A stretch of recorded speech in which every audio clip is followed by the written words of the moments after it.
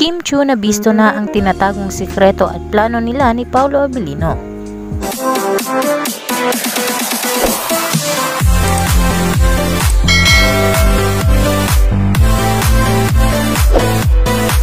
Deserve ni Kim Chiu ngayon ang maging masaya. Halos sunod-sunod din ang mga blessings na dumadating sa buhay niya.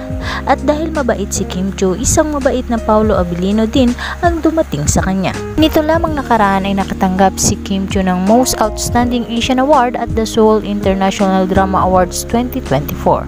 She was recognized for her role as Juliana Luwalhati in the ABS-CBN drama series Linlang. Kaya naman proud na proud umano si Paolo Abilino kay Kim Chiu. Sa katunayan nga raw ay magkasama sina Kim Chiu at Paolo Abilino sa Korea. Namataan raw ang dalawa na sobrang sweet sa isa't isa.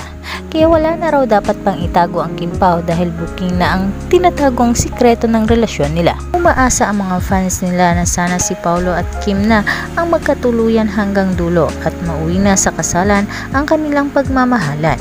Kita naman na napakabilis mag-move on ni Kim Chiu at ito raw ay dahil sa aktor na si Paolo Abilino.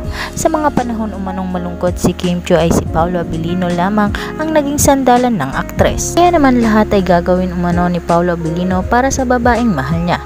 Matagal nang gusto ni Paolo si Kimi, kaya naman nang magkaroon siya ng chance na makatrabaho si Kim Chiu ay hindi na umano siya nag-aksaya pa ng panahon na iparamdam kay Kim ang kanyang tunay na nararamdaman. Kaya sobrang saya nga raw ngayon ni Paolo Abilino dahil natupad na ang kanyang pinapangarap na babae na makasama niya habang buhay. Para sa latest happening mga kachika, just like and share para updated kayo sa aming mga bagong video.